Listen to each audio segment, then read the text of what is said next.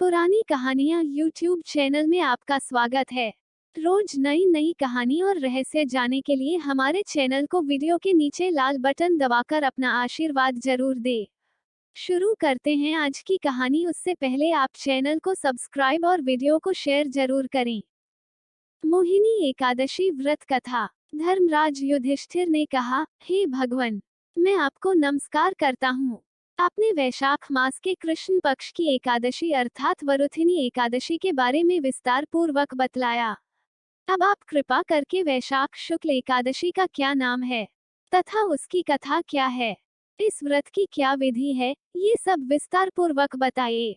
भगवान श्री कृष्ण कहने लगे, हे धर्मराज, वैशाख मास के शुक्ल पक्ष की एकादशी को मोहिनी एकादशी के नाम से जाना जाता है। मैं आपसे एक कथा कहता हूँ जिसे महर्षि वशिष्ठ ने श्री रामचंद्र जी से कही थी। राजन, आप कृपया ध्यानपूर्वक सुने। मोहिनी एकादशी व्रत कथा। एक समय श्री राम बोले कि हे गुरुदेव, कोई ऐसा व्रत बताए जिससे समस्त पाप और दुख का नाश हो जाए। मैंने सीताजी के वियोग में बहुत दुख भोगे हैं। महर्षि वशिष्ठ बोले, हे राम, आपने बहुत सुंदर प्रश्न किया है। आपकी बुद्धि अत्यंत शुद्ध तथा पवित्र है। यद्यपि आपका नाम स्मरण करने से मनुष्य पवित्र और शुद्ध हो जाता है, तब भी लोकहित में ये प्रश्न अच्छा है। वैशाख मास में जो एकादशी आती है उसका नाम मोहिनी एकादशी है। इसका व्रत करने से मनुष्य सब पापों तथा दुखों से छूटकर मोहजाल से मुक्त हो जाता है। मैं इसकी कथा कहता हूँ, ध्यानपूर्वक सुनो। सरस्वती नदी के तट पर भद्रावती नाम की एक नगरी में द्युतिमान नामक चंद्रवंशी राजा राज करता था। वहाँ धन धान्य से संपन्न व पुण्यवान धनपाल नामक वैश्य भी रहता है। वह अत्यंत धर्मालु और विष्णु भक्त था। उसने नगर में अनेक भोजनालय, प्याऊ, कुएं, सरोवर, धर्मशाला आदि बनवाए थे। सड़कों पर आम, जामुन, नीम आदि के अनेक वृक्ष भी लगवाए थे। उसके 5 पुत्र थे, सुमन, सद्बुद्धि, मेधावी, सुकृति और धृष्टबुद्धि। इनमें से 5वां पुत्र धृष्टबुद्धि महापापी था। वह पितर आदि को नहीं मानता था। वह वेश्या, दुराचारी मनुष्यों की संगति में रहकर जुआ खेलता और पर स्त्री के साथ भोग विलास करता तथा मद्य मांस का सेवन करता था। इसी प्रकार अनेक कुकर्मों में वह पिता के धन को नष्ट करता रहता था। इन्हीं कारणों से त्रस्त होकर पिता ने उसे घर से निकाल दिया था।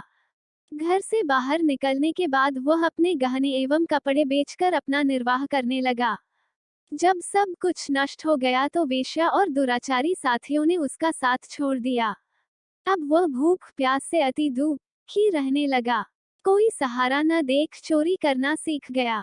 एक बार वह पकड़ा गया तो वैश्य का पुत्र जानकर चेतावनी देकर छोड़ दिया गया, मगर दूसरी बार फिर पकड़ में आ गया। राजाज्ञा से इस बार उसे कारागार में डाल दिया गया। कारागार में उसे अत्यंत दुख दिए गए। बाद में राजा ने उसे नगरी से निकल जाने का कहा। वह नगरी से निकल वन में चला गया। वहां वन्य पशु पक्षियों को मारकर खाने लगा।